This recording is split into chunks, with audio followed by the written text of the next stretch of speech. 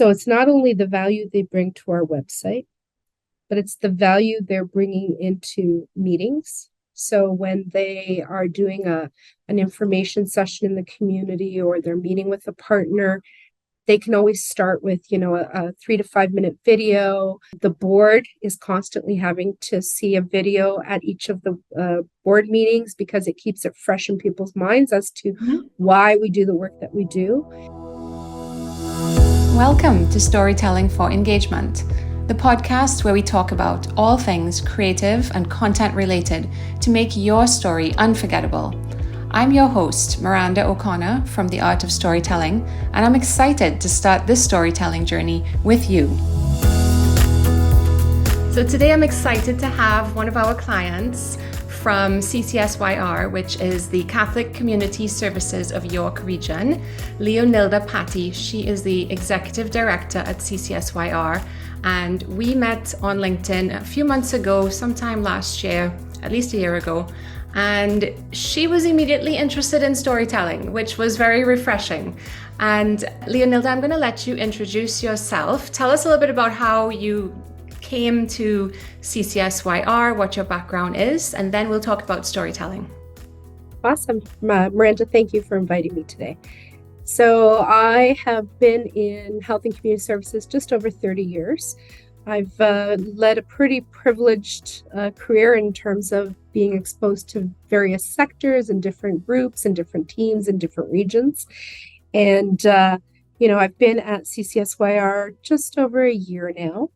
And, storytelling was near and dear to me. And that was probably one of the very first projects we took on when I arrived. So thank you. It was perfect timing meeting on LinkedIn.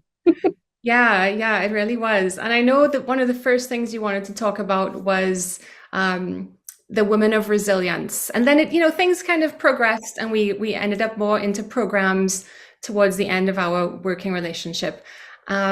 But first of all, did you have previous experience with storytelling? Like, how did you know that this was something that was going to work for CCSYR? So I had actually worked with another organization in the past, and it was related to hospice palliative care. It was a very difficult topic to bring to the community. And so one of the things we decided to do at that particular organization was start doing storytelling, because it wasn't about death or dying. It was about living well. And we wanted to ensure that those stories were captured as to the value of the services that people were receiving for that particular organization.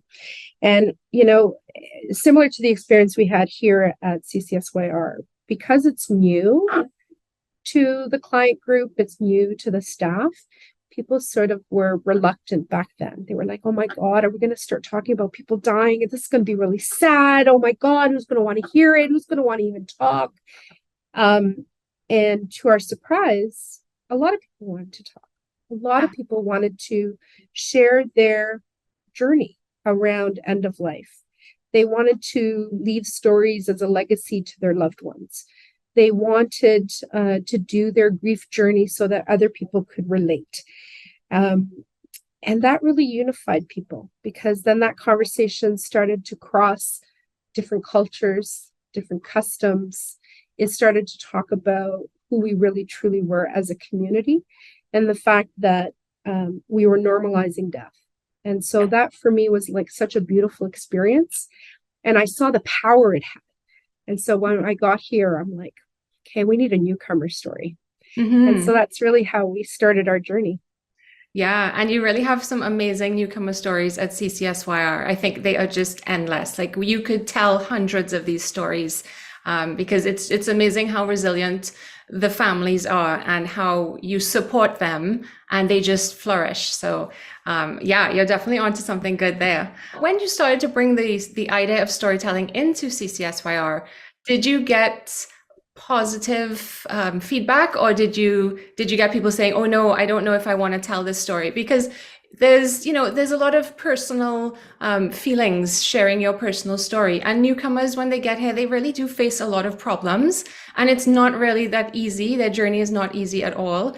So I think they feel a little embarrassed sometimes by the situation that they're in or that they've been forced into. So how did it go when you guys started talking about it internally? So, as I mentioned, Miranda, when I first got here and I started talking about storytelling, the staff, I think, probably thought I came with 50 heads, right? Because they were like, who's going to talk about their experience? There's such vulnerability attached to that. No one's going to want to talk about it. But one of the things we recognized is as a team, we all have sort of a newcomer story experience. So, I'm first generation Canadian. I remember the stories that my parents told me. I remember as a young child learning how to speak English. So, going to school and not being able to make friends because I couldn't speak a word of English. And that's always stuck with me around my work around for equity seeking communities. How do we get that voice out there? How do we make people understand that you're not alone? The experience you had, yes, is unique to you, but it's similar to others. And so how do we open that up for people? And so, at first we thought, okay, let's maybe try stories internally. So staff to tell their stories because they were perhaps in a different stage of readiness to share their story. And then we started to go out into the client group and we started to say, okay, so here are sort of the key areas of our business that we want to be able to promote and really celebrate the resiliency of newcomers. And so we went out, people were sort of, hesitant at first. They were like, first off, you want me to stand in front of a camera? Oh my God, what am I going to say? Yeah. Maybe I'm not speaking English well enough. Are people going to understand me? Yeah. Um, you know, uh, all kinds of questions we got. But the people that were coming were so ready to be a part of that. Like that, yes, they were hesitant, but you and your team did such a beautiful job of making people feel comfortable and being really authentic. So that I need to say thank you to you and your team because you provided that safer space for people to just be versus having to put on some sort of face. It was sort of like, we're going to journey with you through your story. And that was so beautiful, even on the outside to watch as sometimes you guys were in the space. It was like watching people come out and then it was like they felt so good about, oh my God, right? Like I'm Yeah. sharing my story. Yeah. Um, and so then more people wanted to. But I have to tell you, the first couple of videos as they were done, I cried. I bawled, Miranda, because they were beautiful. Like your team produces amazing, amazing, amazing work. There is nothing I can write in a text that would deliver and convey that same message as to why our programs are important. Um, and I still get like goosebumps every time I watch them, and I'm just like so proud of them Yeah. because Yeah. We are really so proud. great. We're really proud of them as well because I have to say it was challenging. It was challenging trying to get these newcomers to feel comfortable, making sure that, the language barrier wasn't going to be too difficult. Sometimes we had other people kind of like interpreting and translating and helping and supporting, but we made it through. And I mean, I think it's also because my partner and I are relatively new to Canada as well. We came here almost 7 years ago. And, as much as I was born here, I lived away for so long. I grew up away and, my kids were new and we were 100% newcomers, despite having Canadian passports, we didn't know what was going on and we felt just as confused as all of these other families did. So for me, I was like, oh, I'm so glad that this exists to help these people because it didn't exist where I moved. And I didn't have too many people to help me. Like I remember asking some woman in Walmart, how do you buy snow pants for kids? Like what size? And does it go over your pants or do you take your pants off at school? Like I had no idea. Yeah. So you really feel it's totally humbling because you're really starting from zero and you're learning everything. And the people that you brought to tell these stories have done amazingly well in extremely short periods of time. I mean, even the first one we did was Anna from Ukraine, and Yeah. this was a year ago. She had only been here for about a year, and I couldn't believe how well her English was compared to what she said it was before. Like she has come so far. And you know, CCSYR has a lot to do with that and supporting her in her journey. But she definitely has a lot of resilience in herself. And I know like stories of women of resilience was the first kind of theme we were going for, right? That was the first thing you said you wanted to do. And it's really panned out quite amazingly. So you know, I did mention some of the problems that we faced with like the Mhm. language barrier and getting people comfortable, even just finding the participants who were willing to do Yes. it. But as the project continued, did you find people were more comfortable and more willing to participate? So I can tell you, if I were to launch this today, we would have standing room only. Yeah. Because, you know, I think the lesson learned for me, having done it sort of twice now, living through this journey of storytelling, is really making sure that the leadership team has a very firm understanding as to the value and the impact that storytelling has. Because once you have that buy-in, then selling it onward makes it a little bit easier. And I think I recognize that now on both teams that I've worked with, right? Because people would be like, "Meh." But if we, anyone new taking this on, I would say that would be the first thing. Like, Yeah. have the leadership team fully in sync and fully and embracing, so Hmm. that they can help to promote it in a very genuine way. Hmm. Um, that would be a piece for me because now, like, we've done, I think, 9 videos together. Nine now, Yeah. I I think think it's nice. nine. Yeah. And internally, 2 staff are taking on 2 videos right now that they're working on, one to celebrate volunteers and one to celebrate International Women's Day. And Nice. these are just the internal team now doing the best they can to cobble Yeah. together, right? But Yeah. now they recognize the value of doing those stories. Yeah, yeah. So now that you have, and I know you're really you've put a lot of stories on your website. Your website is all about stories that matter, which is amazing, right? It shows that this is really embedded into the organization, and everyone is understanding what you're doing with these stories. But where are your staff being creative and using their stories?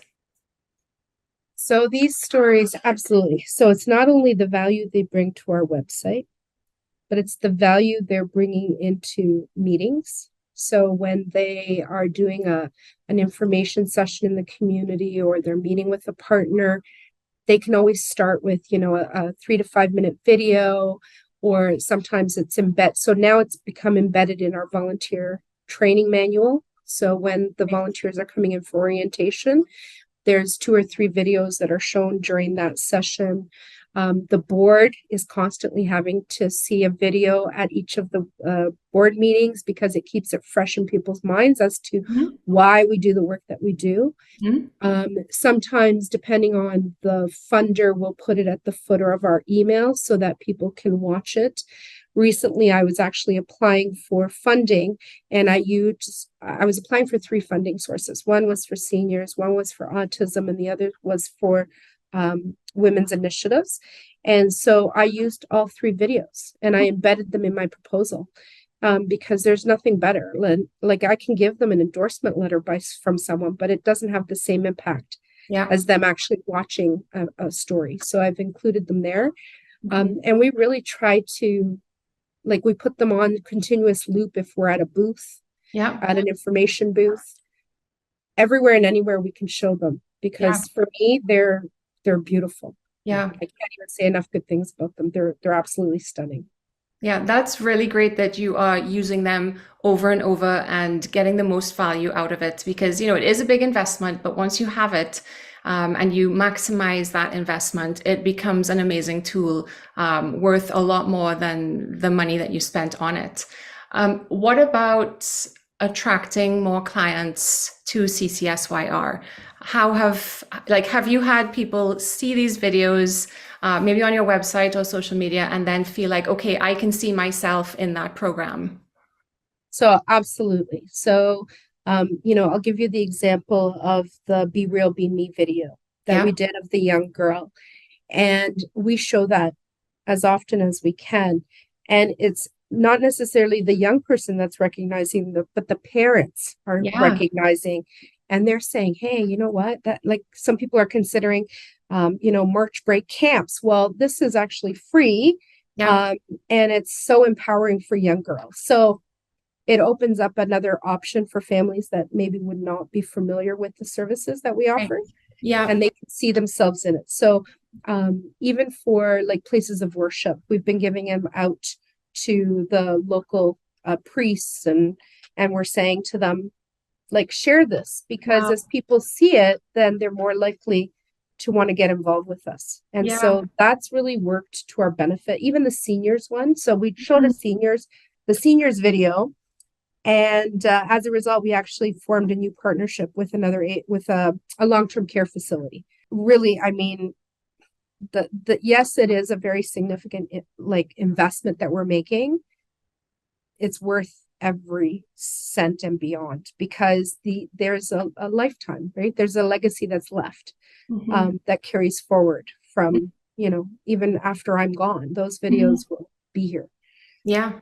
Yeah. Yeah, that's wonderful. And I do wish that more not-for-profits could see this value. And I'm really glad that you shared it with us today, because now we can share this with other organizations that are considering it, but not so sure how would they actually get a lot of value out of this. So that's absolutely fantastic. Right, I'm open to doing one of those, uh, community info session on the art of storytelling, the piece Yeah. around why it's so important in the work that we do. In fact, I think even a couple of years ago, we actually did do something in the Okay. not-for-profit sector, Hmm. but so worth it. Yeah, one of the things I've been thinking to do is like a webinar for not-for-profit, people like you, or the marketing managers and community managers, doing a webinar and using CCSYR as a case study for how to do it, what challenges you will see, and then also what success you will see afterwards. So, Leonilda, we're going to get close to the end of our time for this podcast. Is there anything else that you wanted to add that we didn't get to cover about this? I mean, I think we spoke so much about it, and I am very proud personally of the work that my team was able to do. We did have some challenges with, I mean, lots of things, and it's because the team was not familiar. C1 was completely new. Like, we threw Yes, her in yeah. at the deep end. Poor C1, we really threw it in. But She yeah, lived. She's doing well. I'm sure she's doing great now. Yeah. Um, but yeah, we were trying to schedule these things, like rapid scheduling, and will they not? Do they want to participate? Is it going to happen or not? And some of it was really short notice, and some of it got switched around many times. But it turned out so well, because the participants really, they had their heart in it, and they were authentic, and they gave us their real story, and they shared their impact. And that's what people want to see. Bottom line is, people give to people. That's right. So it doesn't matter what we can package in on paper or put in some poster. Yeah. It's listening to those real life stories that will Yeah. make the difference, right? Like, 100%. I think I shared with you, like, for my own family, when they first came to Canada, in back home in Italy, they would buy these little containers of gelatin meat. But here they went into the pet aisle, and so they came home and said, "Oh, look, they put little cats and dogs on their boxes, their tins." Yeah. And so it's just telling those stories of, you're not alone. Yeah. I even made a point of saying to folks, my sister had moved away for a while to Puerto Rico, and I think it took me about 2 years before I could go in the grocery store and figure out what was cream Mm-hmm. for Mm-hmm. my coffee. Yeah. And so if these stories can bring home for people just the simplicity of being human, Yeah. then we've done our job. Absolutely. Yeah. And my theme for this year that I keep saying in all my webinars and presentations is to humanize your brand. use actual humans with their actual stories in your story, in your brand story. So when you go to the CCSYR website, you're not just faced with text and some stock photos, right? You actually see and hear the stories from the real people. And I think you guys have nailed this 100%. Thank you. And it's because of you guys, really. We could not have never have done it on our own. So I am so grateful that we connected. Yes, me too. Thank you so much. And thanks for being on this podcast. Take care. Have a If great anyone day. wants to learn more about CCSYR, can you tell us what website they need to go to? Sure, just ccsyr.org. Thank you. Thank you. And that concludes another episode of Storytelling for Engagement. If you found value in today's episode, don't forget to like and share, and visit our website at theartofstorytelling.com to learn more about video storytelling content.